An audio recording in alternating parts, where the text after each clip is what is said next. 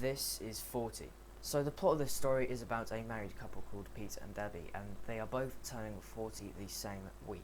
Now, Debbie in this film is a bit anxious about her age because she doesn't really want to turn 40, so she actually lies about her age. She pretends to be 38 in this film. Now, while all the normal family stuff is going on because they have 2 children, it's sort of evolved around the problems with the money, the family. The money problems are mainly because Pete runs a record sales company and he hasn't sold enough. And Debbie runs a clothes shop and she's discovered that she's lost 12 grand from nowhere, and she suspects it's one of her colleagues or customers. Now, in general, the comedy in this film is terrible. They try really hard to make it funny, but they just completely fail because they sort of try to make it like that sort of random sort of comedy because it doesn't really make sense, but it just doesn't work. Now, the weird thing is, even though overall the film was actually bad and the comedy just wasn't good enough, there are some very small rare moments when it was actually extremely funny, and there was a lot more potential in that because they were really funny and they could have done a lot more with that, which is kind of weird because it was either really funny or it just wasn't, and most of the time it just wasn't, so it was disappointing. So even though Pete and Debbie have a family, it's more concentrated on the couple and their conversations and them living their lives.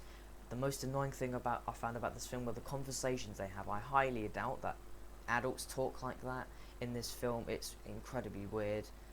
Now, it's sort of an 18 film, so it's very sex related, but I found this just really wasn't funny one bit. Now, the reason it was annoying because it was mainly cheesy acting and I wasn't really going to be expecting anything from them anyway. To be honest, the only highlight I found about this film was Megan Fox. Now, the character that Megan Fox plays is very vague, but she actually gets quite a lot. The way we meet Megan Fox in this film is because Megan Fox works for Debbie because she works in a clothes company which Debbie owns.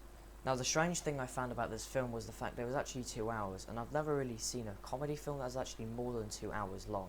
This film was about 2 hours 15 minutes, including the credits, which was actually really long, and I wasn't expecting that one bit. That also means they try really hard to keep it funny, but they don't because it just gets really boring near the end, and you really couldn't give a shit about the characters.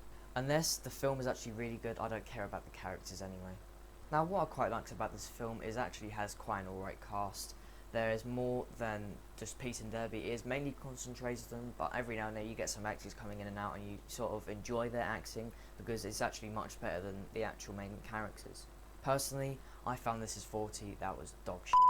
I mean, if you really liked Judd Apatow's films, then you might want to check it out, but unless you really don't care about comedy films, then I wouldn't really check this out. So if you did enjoy this review, make sure you give it a thumbs up, and thanks for watching.